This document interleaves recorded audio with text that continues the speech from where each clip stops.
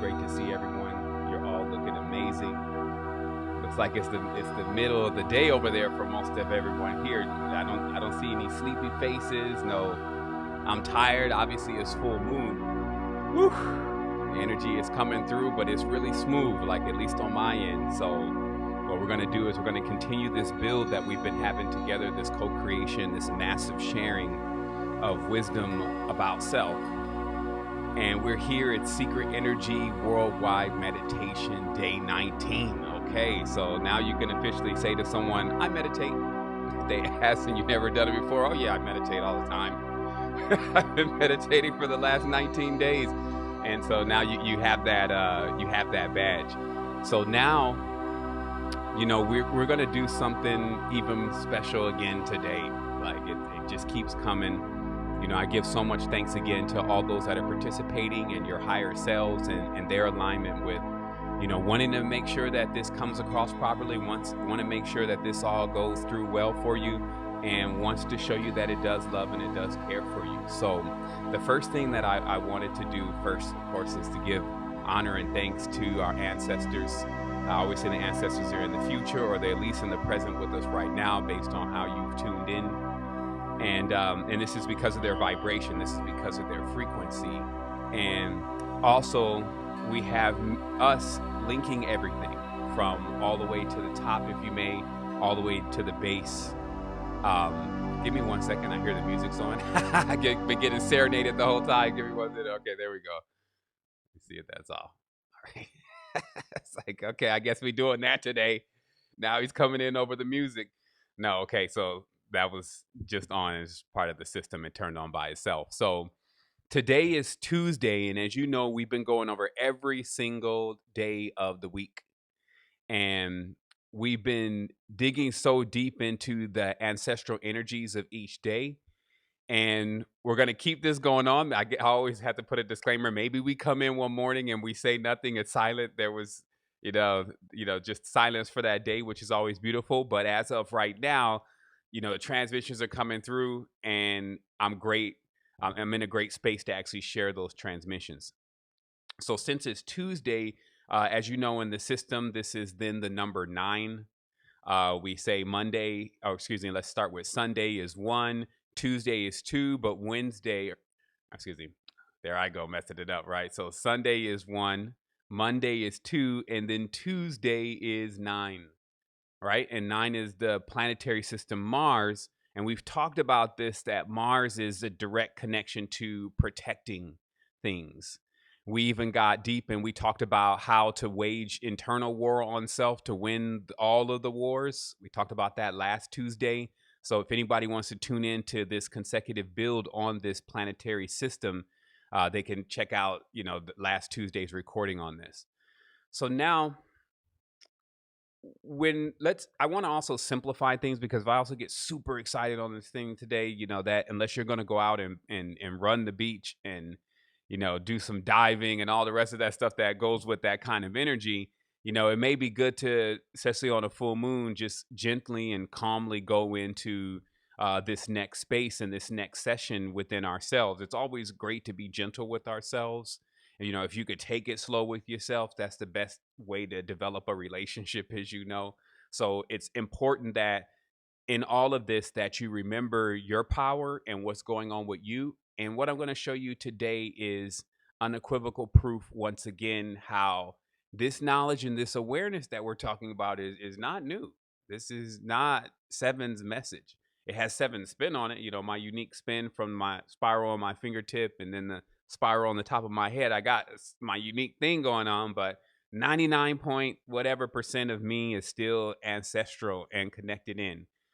So this means that the knowledge that I will want to connect myself with, if I, it's funny, we go and look to connect ourselves with something, but the truth we will always be connected to, because you cannot separate from the truth, because then there's no existence. And so it's interesting how we again go out to find something that is actually inside. So generally, if a master was teaching this, they would teach it from the inside, hence the term inner stand, because that's the way that the being would learn, in my view, the best way of learning themselves.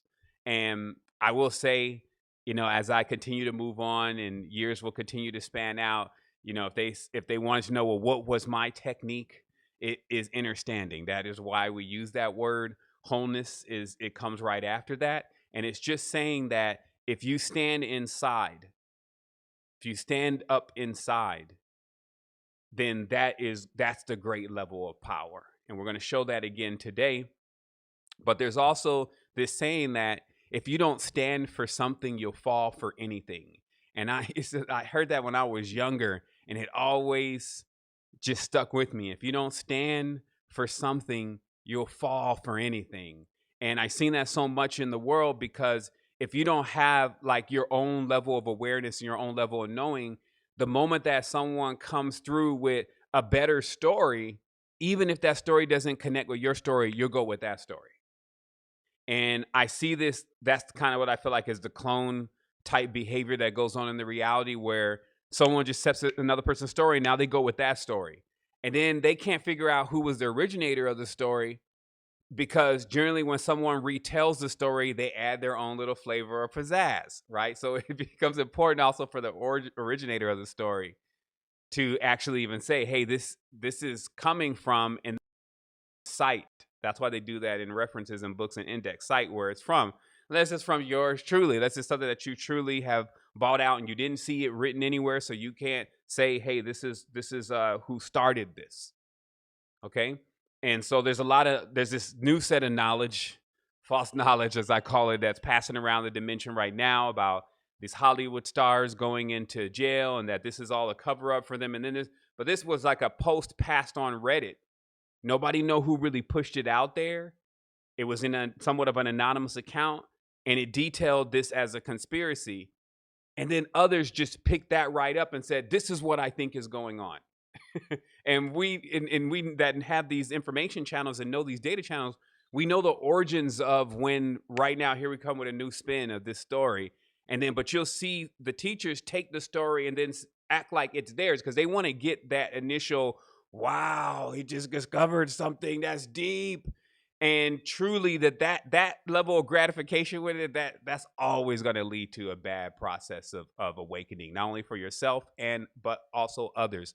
If you are leaning on, as we talked about teaching how to lead, if you're leaning on someone that does not understand how to authenticate knowledge, how to tap deeply into themselves and to come correct with the message, that means that when that person falls, you'll fall. Also in that relationship as a leader, that means that what everyone says is so important to me. If I get a bad comment, I feel like, man, that's a bad comment, so I feel that. If I get a good comment also, I feel the good comment and I'm good. And this equals like a roller coaster for a leader, because you get the good comments and you get the bad comments.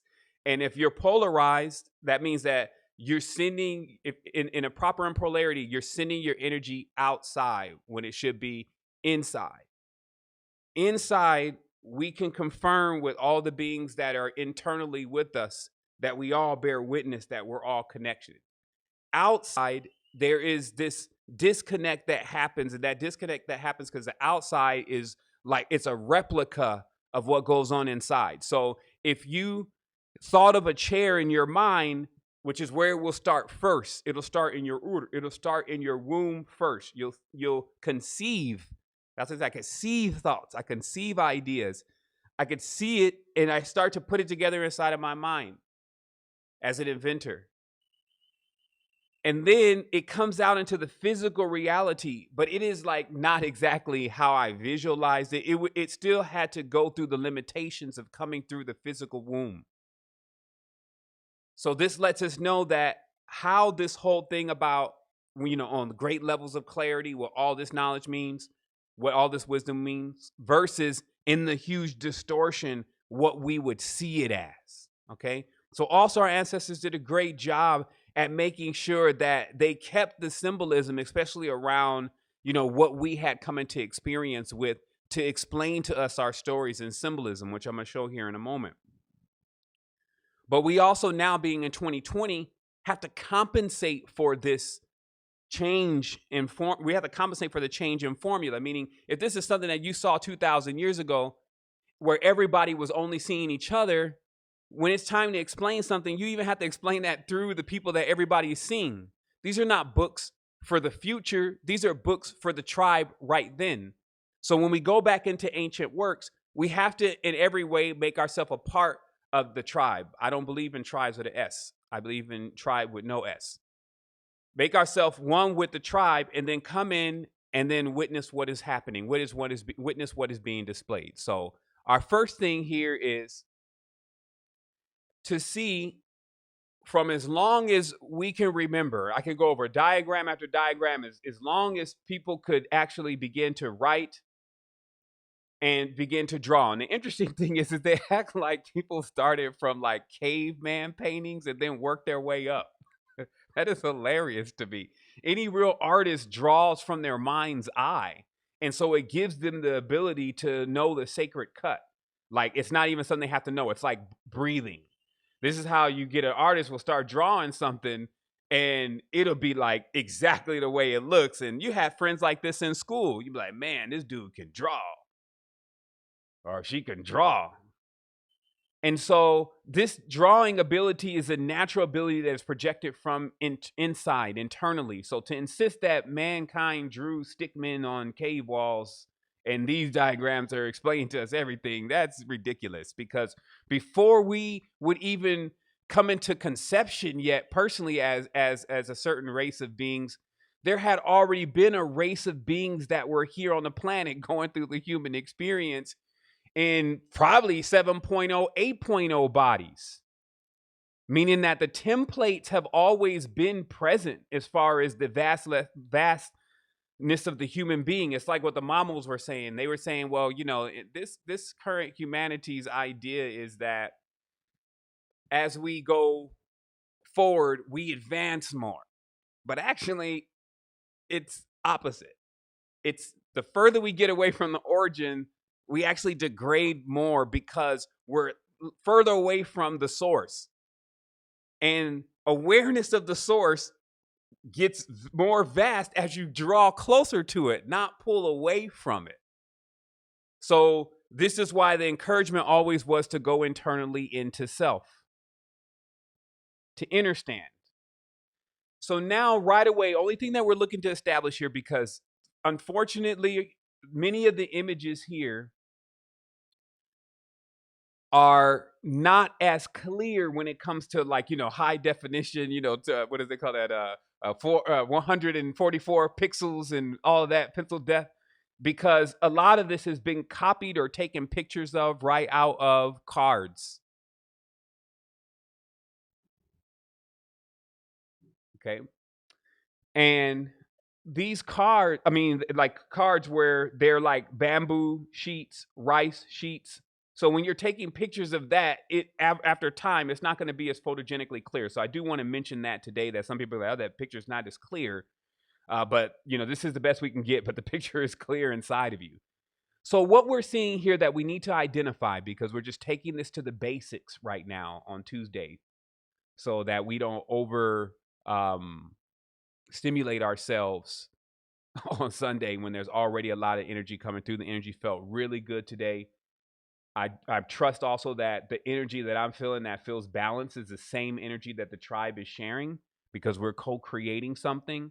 So if you feel chaotic over there, you just need to synchronize yourself into the voices, the vibrations, the tones, the meditation, because that's not the frequency that I feel right now. And I trust that. I see some faces on this line, some beautiful faces, and those face lines and smiles are allowing me to know that for sure it's going well for them too, that they're feeling balanced. And we're in the eye of the storm. We're in the center of the gap of the spark plug, and there's no pain here. So what we're identifying very briefly is, you see on the bottom where, let me blow this up a little bit, because I can do that. Because you're going to see this reoccurring theme, and it's going to unlock some stuff for you. So you see how on the bottom there's already a clear reference here. It doesn't get clearer than this. Let me bring this up more. That the whole mandala painting thing, the whole stupa, the whole, in this case, this is Mount Sumeru. Okay. This is Shima. I believe the term is also in another language. This is Idrisil. Okay, so every single culture has the same diagram in their own way. So that means obviously everybody was dealing with the truth, because that's what the truth is. When the truth is self-evident, it means that we all know, first of all, that we're all connected. It's all in the same path. It's all in the same pattern, if you may. But we could be on totally different sides of the world, never each other externally. That's what I wanted to bring forth here. Just because you've never contacted a being externally does not mean that you have not contacted that being internally. And this is another fine integer that we need to use here. That through this coming into this reality, when I meet all these different people, there's still going to be a finite amount of people that I can meet in my life, right? I'm never going to meet everybody. I think the other person that came the closest to what you could even think about meeting someone was probably somebody like Michael Jackson. And people didn't really know Mike. And you know, just to the modern phenomenon of the TV, like that's the only way someone is going to externally know who a person is. Other than that, you don't really see, or you only have a finite amount of people that you'll see in the external reality. And then also, when you say you really know them, we know that unless we tap into some kind of depth of the inside of who we are, I will not necessarily know you just because you came over the house today and you know we spent a few hours together. It takes years and years and years to really know somebody externally. But that is not the case internally, thankfully. Internally, actually every being knows the other beings, and they know the place of that being. So any seer that had the opportunity of being able to or artists or whatever you want to give them the term, they had the opportunity to give us, let's say, or draw to us the images of how these other worlds are constructed inside the internal consciousness. They would do it very proficiently, as we're seeing here. Give me one quick moment, I got something happening over here. Also, so what we're lining up is that anytime we see these kind of forms of these kind of diagrams, these are diagrams of the body. We have to recognize that also the same being who put this together, who clearly was aware of the truth, made a point to draw also the human body in conjunction with this and all the spirals. Now, I know this is like 101 for many of the metaphysicians that are listening on the line right now. But I think that the most important thing to establish sometimes is just the foundation. Because when we think about what are we protecting,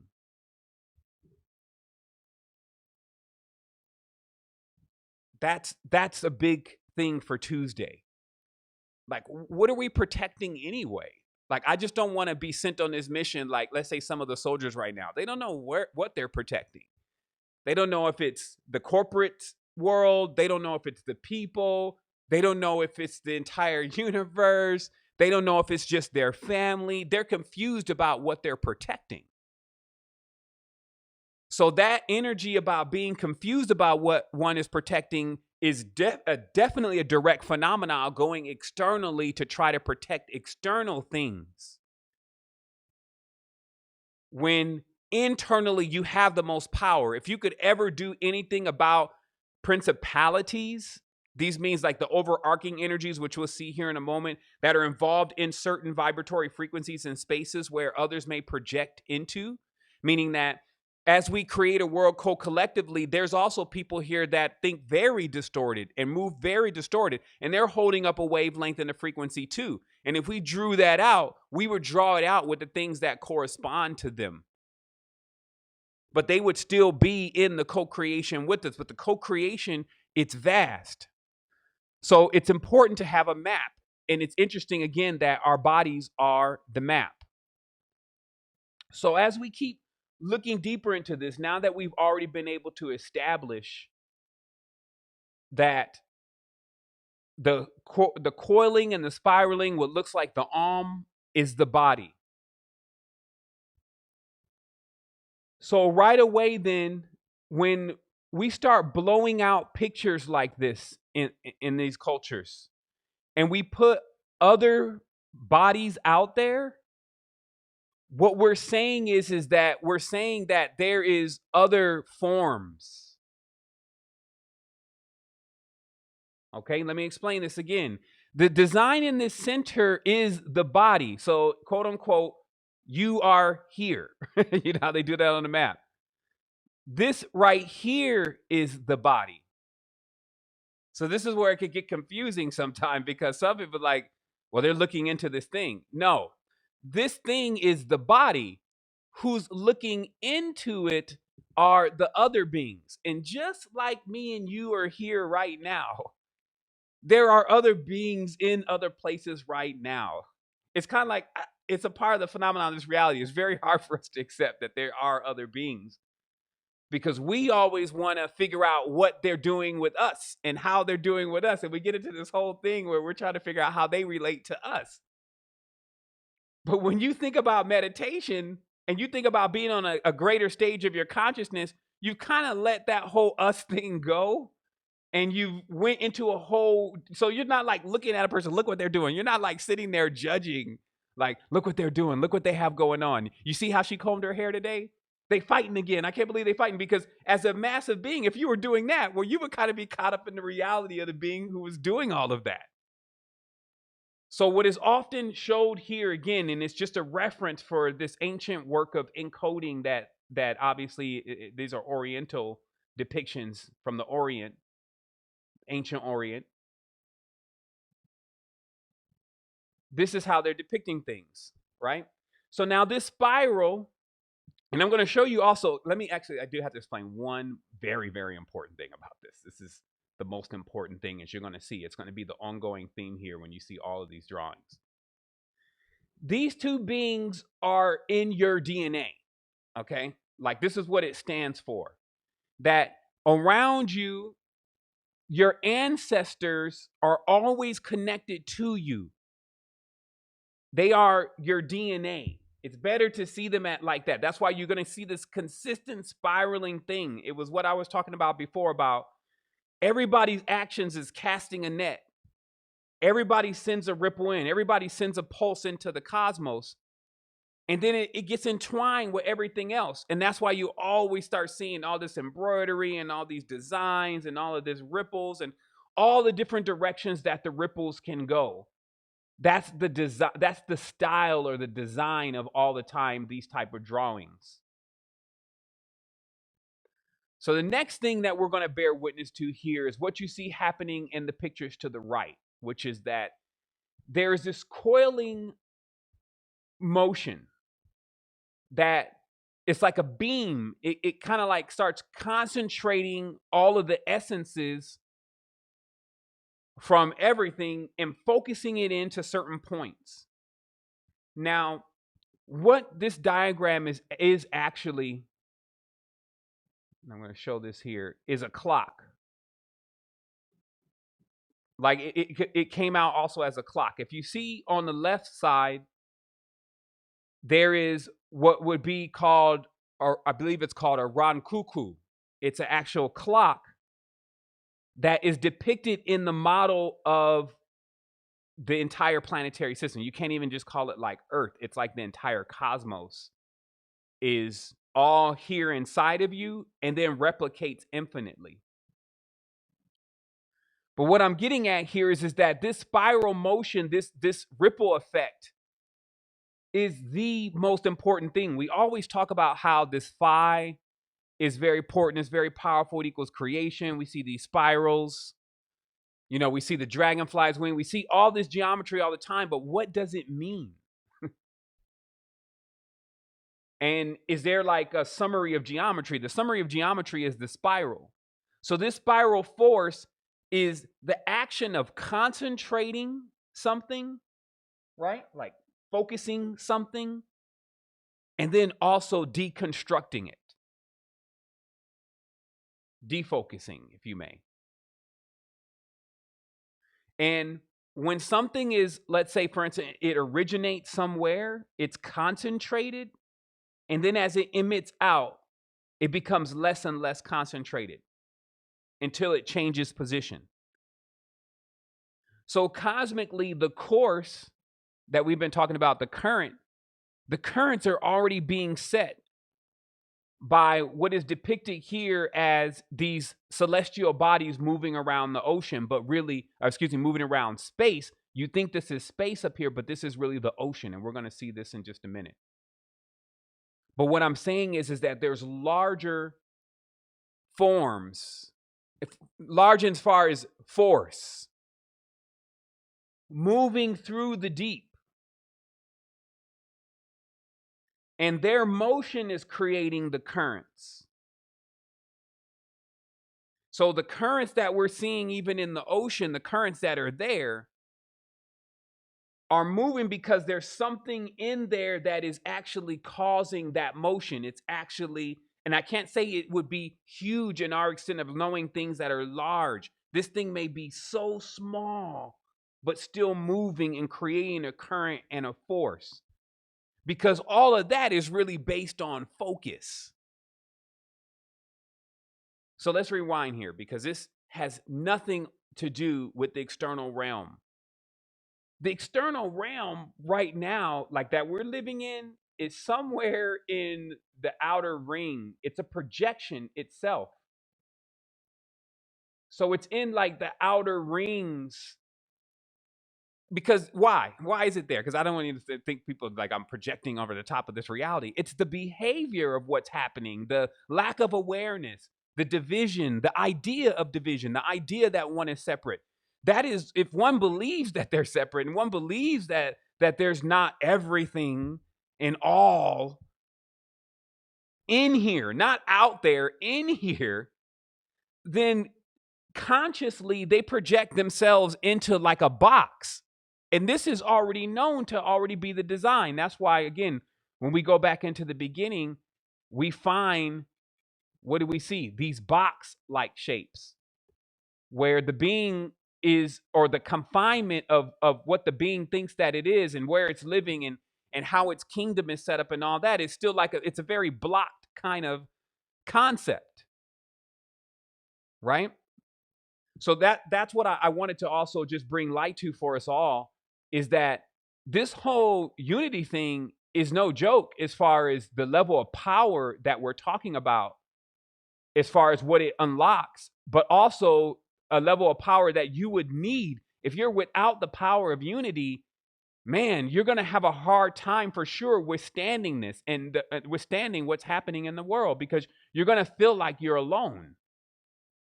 And what I'm here to tell you is that what these kind of paintings mean, I'm going here on the other diagram, is that this is your DNA. It's not just showing you, because what happens is that sometimes when we look at these paintings, because we're not from this time per se, we will see, oh, that's a bunch of people up there. That must be their whole family. That's like how we interpret this kind of stuff. Like we have, we're coming from the future, right? No, that's not what's actually being said here.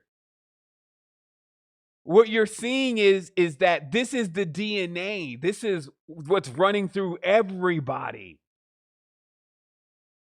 And that central being that's in there is not the Buddha as an external, a Viracocha or whoever as an external. No, that's you. This is just a diagram trying to explain that. And if there wasn't so much like an egotism and now somebody that took it and then change what it means and all the different things that happen with ancient has happened to ancient knowledge. But the benefit is that when we don't have a division state of consciousness, that's the virus, by the way. When we don't have a division state of consciousness, we're able to see all of our family members, and this gets us to the next stage of awareness. By the way, it doesn't get us to the end. I've been at the end so many times to see that was nothing but the beginning. That it brings us to one stage of awareness. It's like we start to think about it, realize it, but we haven't exactly accepted it yet. I haven't subscribed to this yet. I feel like I know what's going on, but I don't feel like this is necessarily a part of me. So that's like level 1, because even that way of being is level 1. And that's what I was saying. Now look at this diagram. This is what there's so much knowledge in here, right? You see how, as we were just looking at, this thing goes all the way up here. Okay. But notice how, what is the demarker of where things begin? What is the demarcation of where things begin? Sea level. Okay. So this means that, because I'm sure the artist, he was done after this. He was like, yeah, I can't give y'all no more. I'm definitely not going to draw out the lower worlds because there's diagrams of the lower. But if this being the one who drew this goes and has to draw out the lower worlds too, by the time he's done, he's not even going to be in a condition to be good for nobody after that. Because to draw this, you must know this. That's where this culture comes from. This culture, like the sand painting from the Mandala Tibetans, that's like the remnants of it. They draw that out from their mind because that's the world that they're living in their consciousness. They're not turned outside. They're pointing inside. So they see the world. So you see the entry point. You also see that face. I know you are not missing that this cobra here that you're seeing on the tree where the fangs are right here. I can't point it out because it's not a screen, so I can't use my mouse, but or annotate. But you'll see there looks like it'd be two like guided ascended masters on the left and the right. But what's in the center, if you notice that the leaves on the background of the space between the bark and the tree form out two fangs. And this is again how deep this stuff gets, because that means the artist had to know how to take the background and to make the tree. That's not something you know. Or excuse me, that you believe. That's something that you know. That this is not something that you just, oh, I see that I could do this with it. This is a place that you live. Okay. Now, also when you're bringing knowledge and wisdom, obviously we can see. Now, this is also known as, and I want to hone in on one name here because it's very important. Sumeru. Once I heard that word, I said, oh man. Oh man, here we go again. There's gonna be some collapsing on some lies now, since there's a Sumeru. When we think of those two words, summer, Samaria, and Meru, Lemuria, now we're kind of seeing that, whoa, even this idea of a Samaria and even possibly a Kemet is irrelevant to a Sumeru, where there was already a huge alignment of ancestors and all of the work had already been done as far as drawing about it and explaining how it was structured. And that all of the cultures, clearly because of DNA, would be descendants of that. Those would be the predecessors. And here we are right now. And since it appears that they had a little bit more time on their hands, and cell phones, I don't see everybody with cell phones here. Now, I did see one picture that everybody was doing some sexual stuff, but I don't see everybody with cell phones here. Imagine that. So this just means that all of these beings were already focused on the great attainment of mastering this time within self. And that every single culture was on to this. It's even rather new at this stage for us to be introducing other things beside how the thing is really put together, which is courtesy now of the Bible, because I'm just saying, man, I hate to jug at Jesus every time, but it's ridiculous. No real knowledge, no wisdom about self. Now remember, now all of this, because this is, our ancestors, man. Some of them, they just like the demon and the devil and the skull and all this, because that also has very important symbolism too.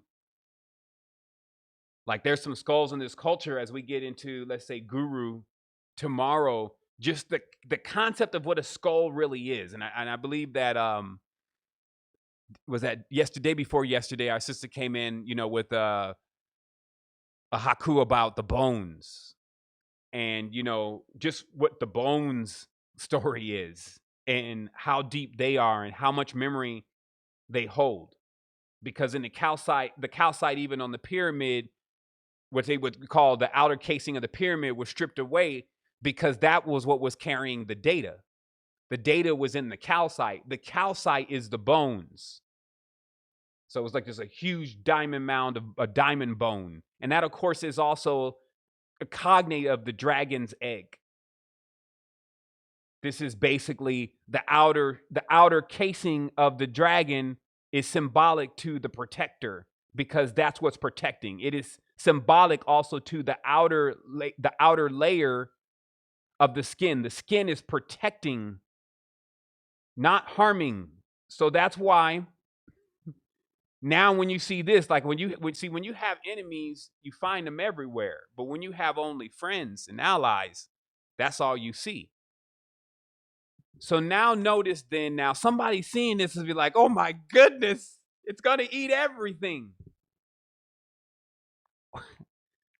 No, it already ate. The outside of the skin on the human body is the largest organ. It is a cognate of our scales. It is the cognate of the shining. It protects us. If I poke into your skin right now and you leave that open, what's going to happen? It's going to get infected. Where does that infection come from? Out here. The outside, the infections of the distortion from outside. So my skin is my protector. And if I poke it, it opens up. And bacterias and things, just foreign beings, they just, if you're trying to ask a bacteria, why are you infecting me? It's like, because I'm trying to survive. It's like the same reason why you was eating that meat last night. What are you doing? You can't tell me you could do it and I can't do it. I need to get in there because it's cold out here and you're warm. So then something has to be there like a protector and say, oh, no. That's the cherub, if you may. It's like in itself, it is that design, it is that pattern of the torus field, right? That's the sheaths of the scales of this serpent or dragon, if you may. It's like an ophanim kind of field where it moves like this consistently. And it creates this field of protection. And then also when something gets cut on your skin, that is the healing of this serpent, if you may. It mends itself back together. Okay? So now you just demystified again the idea that these larger aquatic forms around the structure are actually there to harm the structure is incorrect. Harm what's inside the structure is incorrect. They are there to protect what is inside. Okay? So now, let us come to a conclusion here because today I wasn't going to be long-winded about this. I wanted it to be very simple for everyone. I wanted us to once again realize that there is an infection that is happening, though, and it's like a program, and it broke the tree. It was something that I for sure could say needed to be done once. I'll just leave it like that.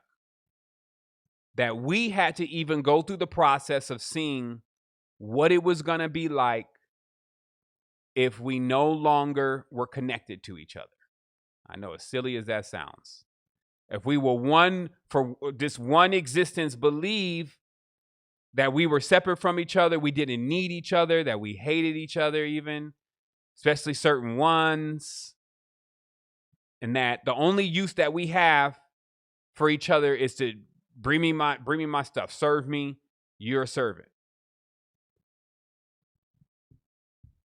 And so now we get an opportunity truly to determine if it's going to end up like, for us, what's going on the right, which is the compartmentalizations, or we're going to unlock the original template which shows all of the family together, all as part of a DNA, and knowing that where we go on this tree of existence is determined based on where we want to be, because that's what you're protecting. You have the ability to protect yourself. It's around you right now. It'll always be there. You'll always have their purpose, though, is to keep you protected as much as possible as you venture out into different fields that you say you want to be in. Now, as we know, just like they say, even the dragon and all them can perish, meaning they can take damage. If you look at the mythos of the dragon, it's very interesting because, again, it's just enlightening again about what the protector's role is and then how the protector was even destroyed. They destroy in these dogmas and in these systems on a subconscious level the being's the protection that is around the being, which functions as like wisdom.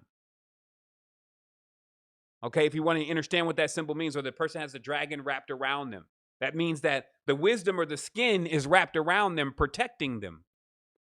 So you can see how someone else can take that that exact symbol, because you've seen it many times, where the snake is twined up around the person. Oh, evil's got them. Satan's got them. Look at them. They just worshiping it. They don't even know what it even means to themselves. They took it all out of context. They didn't realize that the great sheath, the derma, the dream, which is the anagram, derma is an anagram for the word dream, the skin, which is the shining one that creates the illusion. Because also what it's responsible for doing is projecting the field around you that you choose to exist in. Because it has taken the role of being outside, it is basically the initiate of the external. So how you choose to send the energy, it's like you're riding this dragon for real. But it's not just like a mythical creature riding through the air. Every time you think something, the dream or the derma or the skin or the shine is projecting that out into the reality and then attracting that back to you through the light and the shimmering of its skin. And because we're constantly looking to actually see a verification of this, of the tree, remember, we would need to be in a certain position to see our light, our shine. In a box, in an illusion, you're not going to see that. So this is why it's important to navigate sometimes with just the awareness and just the knowing, and not necessarily looking for external confirmations until you get out of the box. Also, once again, we have so many ancestors, it's like just data banks to call on. In every single extent, meaning that just memories that can be inhabited. So the true use of the ancestors is not all the time to come and save us from something. That's not like a directive in that kind of programming, if you may. The ancestor is a memory bank, basically. And you could go into that bank and you can actually live that entire experience. That is the greatest gift. It's like, what else? What more would you want? Now you want me to come and protect you? For me to come and protect you means I need to stop my projection. You have something that you were already built with a protector. Like, okay, I see what we need here. We need protector class. We need everyone to be aware that you have a protective field around you. And your vibratory frequency is determining the strength of that protection. And this thing, like I said before, what is Earth doing? Because she's the protector also. That is this scale, this dragon, all the thing, the shimmering, the taking in the sun's light. That's also another one. So what did I say that she was doing before with all the situations that were happening? She was in this comatose kind of state, just taking it. Boom, boom. You know, all of this fighting from the children, bombs dropping, all these kind of things. But then we started sending this energy. Even the mammals are there sending energy. All the first tribes, many of the first tribes were sending the meeting, Russian shamans. They were all diving in to do this healing and awakening ceremony for the mother. It worked. The mother gets up. All right, time out, first of all. All right, everybody go home. Go back home. That was the symbol. Even if you couldn't go home, you had to go back home. Now, what happened to the deer? Oh my goodness, y'all trashed the place. Let's get regeneration happening. So rapidly, I'm sure the oceans right now are teeming with life. Now that the boats are not out there fishing hundreds of thousands of fish, millions of fish every day. This means every single day. Somebody was sending me statistics. I think it was Finn sending me statistics about how many things are lost every single day. 400,000 trees a day. Right now, with one human, with a group of humans off, we have millions of trees a day of power coming in. We have this oceans now restoring themselves and the current enlivening itself, getting itself ready to go through this process of its birth. And its birth is our birth because we're all connected. We wouldn't be the only ones activating. I know we love this idea of self-activation, that we're going to be the only ones to activate. It's actually, in order of magnitude, the earth would activate. And then it would spread that activation to us. Now, there are early bloomers on the tree. Those who get up, even mom ain't up. They walking around. Whoa, this is wild. What's going on in here? There are early bloomers on the tree. Many of us woke up even before the session of the planetary wake up. Now the planetary system is waking up clearly. And then now this waking up into awareness, that's what's going to beam down that wall of death. It's going to remove all of the distortions and the misconceptions and the fears. And it's just gaining momentum right now. It's just, like when you come out of sleep, you need to kind of like get yourself together. You already have power, so you're like, everybody stop. Let me get myself together. Oh, let me get my face together. Get some leaves over here. And then now that awareness is coming. And so the reality for us is, again, just treat yourself. Treat yourself to something that you would see as invisible, but is all of the nourishment that you need. See yourself. Now you realize you have even your worst fear. Like a lot of people are afraid of snakes, afraid of dragons. And your worst fear has been protecting you the whole time by facts. You got one. Now, of course, as you yin, you yang. So there are things that, the dragon, there's certain things like letting the dragon control things all the time. That's like letting the warlike aspect of yourself control things all the time. I'm going to show you something else. The beings did recommend moving from the heart for obvious reasons. Let me show this to you. Actually, there was actually, I think a picture didn't get in here because there was okay, that's what happened. All right, give me one quick second because there was one master key missing.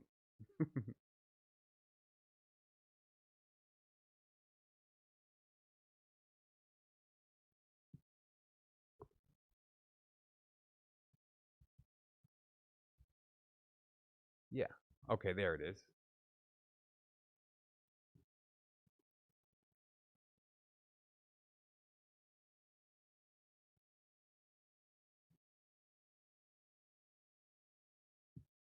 Okay. Now, technically, this is the solar plexus in this whole area. We don't even have to isolate just moving from. I'm going to blow this up a little bit more here. 1 second. I just said I move these things actually around the desktop. If we were just given this and what's below it as also just a diagram of awareness, it would kind of make sense to me that even if in the crown chakra and all of that kind of stuff, like in design, let's just talk about design as a designer because the creators are great designers. Now, if I'm going to design something, I'm going to move the energy source more to the center because I had to run less cables. There's a lot of things that I as a designer, that I'm going to want my energy source somewhere in the center. I'm going to want to move from the center because it takes less time for me to get to all the regions. So it's not that, let's say, for instance, the top of Mount Meru is not on point, literally. It's still that we wouldn't put the actual fuel supply on the top of the mountain. We would put it like in the center. That's why we said before that going to the center of self, going to the center of the spindle, is the biggest key to this. Because now if you look at this, it's just basically saying center yourself. Now, I even heard, and I cannot confirm this, but it does make a bit of sense to me, that the heart in the human being, you know how our heart is a little off to the left? That the heart actually was always in the center of the being. And that the same reason why the planet has this little tilt, which is confirmable by the stars, by the way. Some people say, well, how do you even know that there's a tilt on it? They could be lying because they just want to deny everything. When you do a time lapse, you actually see the tilt. So that little tilt could possibly have moved our heart a little bit off to the left. And bringing yourself into center, bringing your eye into the center, just making an intention. They do this even in massage. To make an effort to bring stuff that may be off to one side or another, just to the center, as saying, I'm going to bring everybody in. We're all going to have a meeting together. We're all going to get together. We're all going to love each other here. Because this is going to be the most powerful point of communication. This is the center. This is not the top, because not everybody want to hike up there.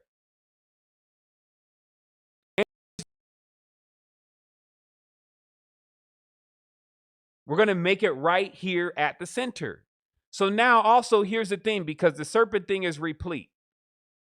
Meaning that it seems like, again, the energetic potential of the spiral is always shown. Do you see this area down here?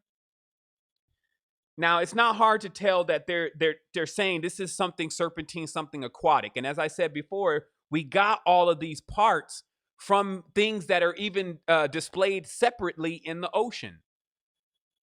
George Haeckel's radiolaria, some of them, the shells that were discovered, being seen in the exact patterns of the heart, the exact patterns of the pancreas, the muscles, the mollusks, all being pieces and parts of the body, and this form of the body we're using being a collaboration, a co-creation. So, but seeing in the bowels, there's also a serpent there, if you may, or a hydra. There's different terms. And what this is a reference to is this is reference to your heater, like your fuel source, another fuel source. And you see the ventricles and things, they connect to power. Like the artist is doing his best. He's got the ventricles there, and he's showing one ventricle going right into the center. He makes a point. I'll blow that up a little bit more. He makes a point to show you one of those ventricles going into the center, like, yo, this is cable work. This is bio cable work. We got one connection from the large and small intestines going right into the center of the beam to power it. This is why it's important to make sure that get some water here. I guess there it is. It's important you get a lot of water.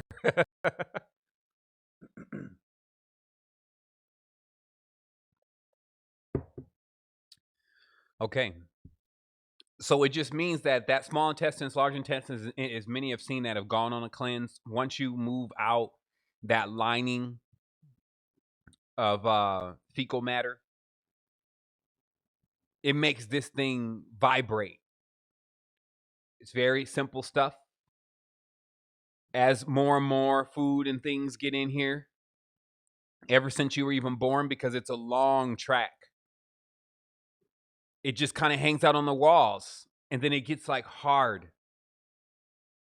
And then your whole system, let's say down here, your burner, it gets like how if you've used a distiller before, you start seeing all of that calcium building up all around the sides. So basically, then what happens is because this thing is like, let's say the rattler, like rattlesnake. This thing is used to rattling, like vibrating,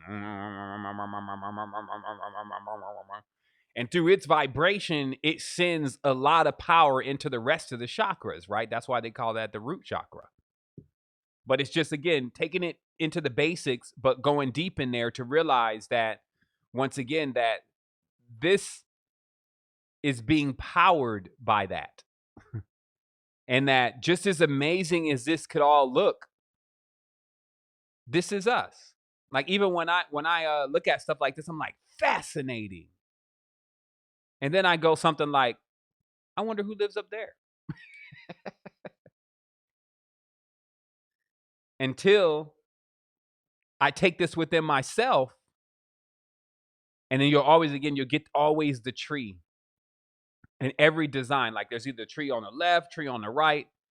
Again, we're going to dive in this a little bit tomorrow, so that way we can get a little bit more clear as we keep going forward. But you see now the tree over here. So they always depict that tree.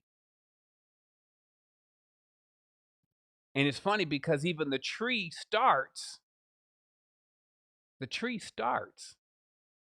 at the top. To further hint that all of this is the layers of creation. And I guess that's the last thing I'll say about this today. This was important. This was actually what was coming through the dream last night when I was just dancing around the dream. It was explaining how, like, every existence that I'm living, that I'm bringing in new inhabitants into my world. And that every time a world comes to the close of its spiral, which there's never a close in the spiral, it's like a continuum, but every time it makes one complete circuit and there's a transition that's made, all of what was done and all of what was a part of that previous cycle all lives in that world. And if you ever want to return to it, it would be like going out of the gates of yourself and go making this trip all the way back to when you were into complete illusion. And it also shows you in every single diagram that there's always a limit. I guess there has to be a limit because the artist has to stop drawing. But we never end in seeing this 7 always there, the 7 layers, 7 days of the week. And it just tells us that this experience that we're having is for us to come into this stage of awareness to who we truly are and how to protect ourselves, what to use for protection, why protection is really there, and most importantly, that the protection is used for projection. It's almost the same word. That the protection is the projection. So as long as you know how to project yourself into the space that you want to be, it's like you never die. Now, they always show this in a couple movies. It's like, if you know how to teleport, you just teleport right at the end of the death. And then you go right into life again. Boom, boom. All right. Where is this one at? Oh, this is when I was tripping. Let me get out of here. Boom. Which one is this? Oh, this is the one you saved this one. All right, save this one. Save. Let's stay here for a while. I remember that feeling. It was great. You can slide through all of the realms that you're connected to. And because, again, you have DNA, that means you're connected to all of them. Gaining access is allowance in self. It's making things very clear. What do all these symbols mean? Who are these other beings that are around me right now? At least bring out their chiefs. That's the crown of the Magi. You see the bird, you see the snake, and you see the lion. Bring me your chiefs. Take me to your leader. Now, the great initiation. Not who are you, who are we? Imagine sitting in front of a being that's vast, and instead of be like, who are you? What's your story? Like we do on Earth, it'd be like, who are we? That's gonna be a good one in the meditation. Like if something come at you, just be like, hold on, who are we? And then it just cancels out. Staying into that zone is it then self of making sure that we're cycling energy through self. That everything is good here. Just like that, like we talked about the mushroom, that you can, if we have to take anything that you're saying and you're giving out, it makes us all laugh. It makes us all have euphoric visions. It makes us all feel like we're in an orgasmic state. When you're doing that around people, you made it. I'm telling you, you can go anywhere in the cosmos. They're going to fling the doors open for you. If you can bring in sweet smells and great beauty and honor, you can bring in those things. That's where the resource comes from. And that means that you use your galactic boat to go and pick up the goods. And that's how we are treating ourselves now. Like all of this is now, you know how, let's say they have like this, I don't even want to use the word, it sounds weird. Let's say nursery rhyme. I was going to the other one, lullaby. The nursery rhyme, like, so where this comes from is when you are about to go to sleep, if you have like a process, now in the Toltec dreaming, there's an entire process. But the beginner's work is to basically find something, write something down that is like an honoring for you. Don't make it too short. Something that you really have to put to memory. It could even be your awareness about how you understand all this is put together and what it's like. It's planting, they call it planting the dream. And so it's basically something that once you gain the repetition, you start to think about it. You start thinking about this world that you're going in, how the worlds are set up all together, how the 7 days of the week and all that goes on in the drama, the dragon mothers. And then how you're just rising above that. Now you hit the base of the tree. You've come out of the water from sea level. And you start climbing up the tree. Starts getting really steep. You decide to maybe go to the left. But then you remember, I'm just going to keep that course. And you get to the center, you get shot up the elevator shaft, and you come out to the top, and there's another tree there. You're sitting down. So it's just like something that you do, and you just put it to memory. It doesn't really matter the details too much, as long as it's an ascension. And then you go into sleep with that, and it sets the floor for your dream.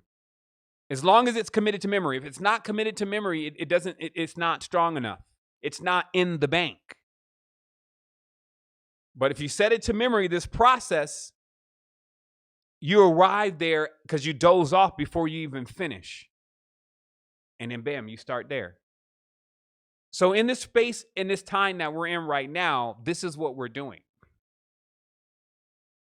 We can't keep sending our projectors and our protectors into chaotic fields and let them keep projecting more chaotic fields and getting scarred up literally in there. Too many chinks in the armor, too much damage. Now your mirror and your lensing system gets broke. It's like you keep sending your protectors in, like, because every time you hear something that you say is distorted, a war must be fought and won. So this does boost morale sometime, but it's like, why are you sending out your protection all the time to fight and to war? And now it's hurt, it's damaged. When you need to know that it's not protection, it doesn't work the way people think. It's not to fight other things. You project yourself to where it's the best ideal situation for you. That's what you do. You don't sit there and conflict with your other variations of yourself. This is like a master of wisdom arguing with a fool. There's nothing that you're going to be able to tell the fool. He believes that he's right. So where do you project yourself? Away from it. So that's what I have today, tribe, as we go into our meditation. Today, we're going to visualize in your meditation, this Samaru within self and how important it is for you to be centered in all of that. I say all of that because when you look at these paintings, it's a bit busy. There's a lot happening, a lot going on.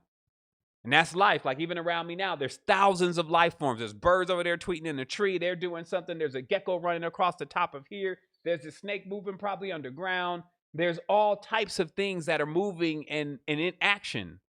And that's how these worlds look. There's all this stuff going on. You're not going to stop that, nor do you want to. What you have to do, though, is realize how that comes into order inside of yourself, to put yourself in order. And then this external environment, especially the more and more you get around natural things, nature, if you may, in its original state, it responds. This is how many of us have been on journeys. And in the morning, actually, this was even in the city. Generally in the morning, there's all these things that go on, especially in the city in Costa Rica. There's dogs, there's roosters, there's all this stuff that goes on. There's the traffic, you hear horns, you hear all that, especially if you're in the mountains because it's kind of echoing off the mountains. We went on a journey so deep. I think it was the peyote journey. Beating the drum all night, dancing and singing. And we got up in the morning. It was like a Monday. It wasn't like a Sunday or a weekend. And it was so quiet. Ivory Mark, I said, man, it's impossible for it to be quiet right now. Why is it quiet? And it was because we got quiet. We reached such a height in our consciousness all that night, climbing that mountain, because that's what it's like. You can't go to sleep. You got to beat the drum constantly. You can't drop the stick. You can't walk in the wrong way in the circle. You keep taking the medicine. You got to honor the mother, the father, the sister, the brother, the uncle. Everybody gets honored. And you're in that space with your brothers and sisters, and you just keep going and going and going and going. And it's like by 12 o'clock, 1 o'clock, you're almost slayed until around 2, 3 you start getting your second wind. 4 starts coming around. The sun starts coming in. And then you feel this calm through your entire being. You toiled all night. Here comes the joy. Many may be going through labors right now. It is not our place to tell you won't go through labor, because it would be like telling you can't create. Both of them come together. We're here to be there for you. We're here to not tell you it doesn't hurt. Like it's like telling a woman labor, it doesn't hurt. We're here to bring you comfort, because when you have someone there that's comforting you, even when you're going through the pain, you survive. So that is our roles here. The shaman is not going to stop you from throwing up. He's going to be there holding the space, letting you go through your process. So many are detoxing from the illusion, right? So just remember this, because you are the stability in many beings' life right now. You were the one that woke up early, right? So you see him go into all these things and your heart goes out to him, literally. And as all of that's happening, you feel like that you want to get them out of the pain. It's a natural instinct. Natural instinct for one who's tied in and tapped into their heart. Nothing's wrong here. However, grandma has to come in and explain sometimes that, baby, let them go through their own pain. Let them go through that process, because that's how they learn.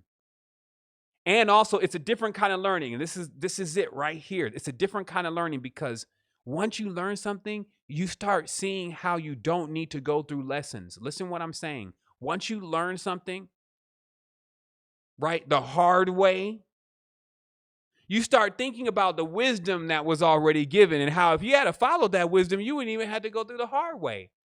So you start thinking, well, why don't I start doing that right now? That's what maturity is. Being rebellious just means that you keep hitting the wall. Boom. Like, I don't care. This is how I want it to be. And then the wisdom is, my child, this is how you make it. what you want it to be. Because that's the next thing that has to happen.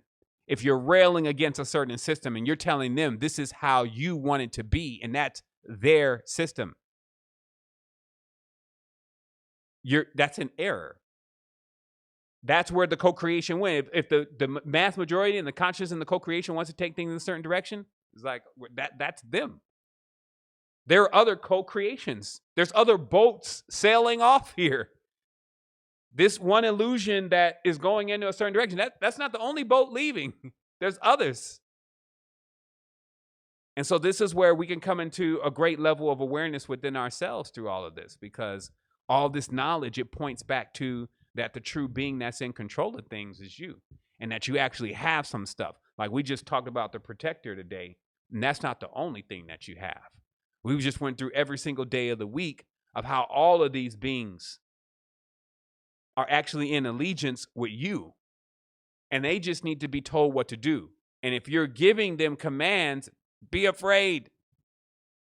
That's all that they can do. They're just taking commands. So there it is. Let's bring ourselves into the center of ourselves. Lords of ourselves, masters of our own life. Coming up the coccyx of our spine. Out of the coccyx, through the spine. Sitting now into the seat of the center of the heart. Not even going to go to the head today. Headquarters. We're going to sit in the center of the heart, and we're going to line the heart to the center.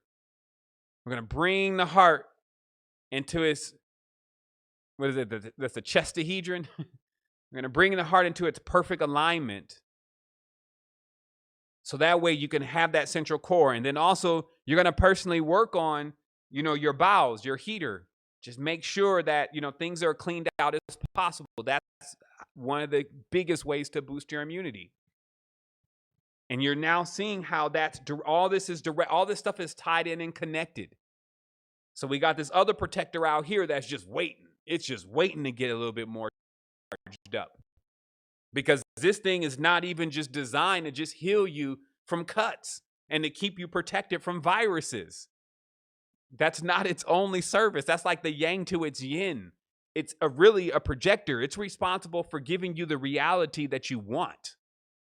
That's why there's all that symbolism around it. There's tons of symbolism about this stuff. But now you see it in the true light. You can use it as a protector, or you can use it as a projector. So here's that meditation. We have 15 minutes of golden intonation. Looks like that we were able to actually accomplish having a clear broadcast today. There's about 275 of us here inside the Zoom chat. That's amazing. Just wanted to say wholeness also to everyone that is in there.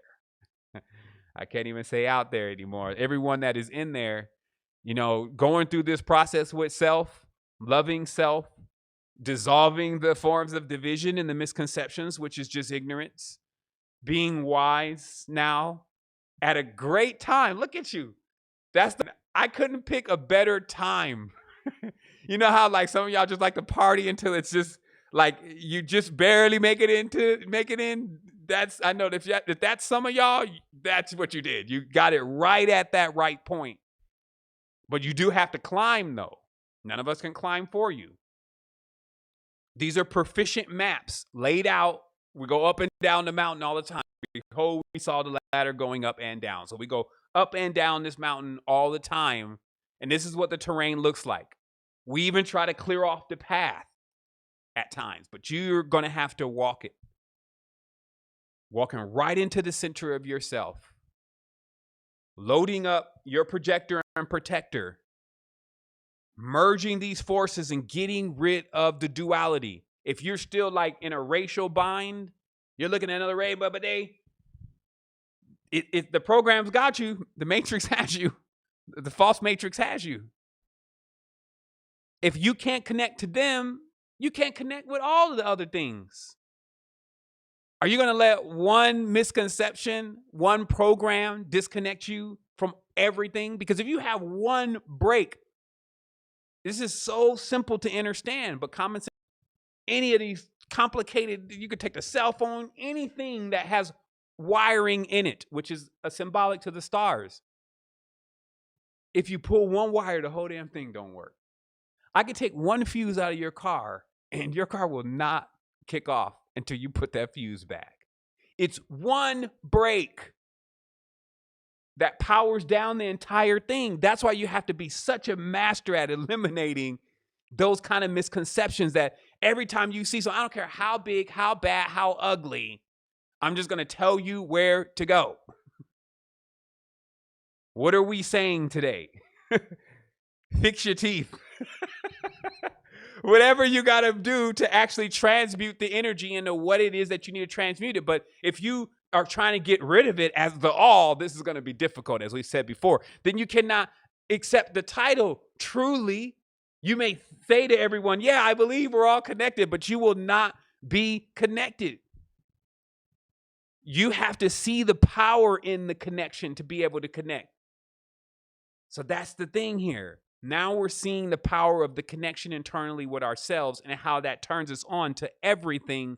And it's interesting once again because it's an action that we're doing, but it's already done. And that's how paradoxical the reality is. So now we're going to assume our meditative pose. We now have this opportunity again with each other to, as in a record, put a little course on the cosmic disc. Us all here together, a reference point, a backup, if you may, of just a space that we reached where everyone here was co-creating in alignment about being aware of our full spectrum self. And that's our meditation. Here we go.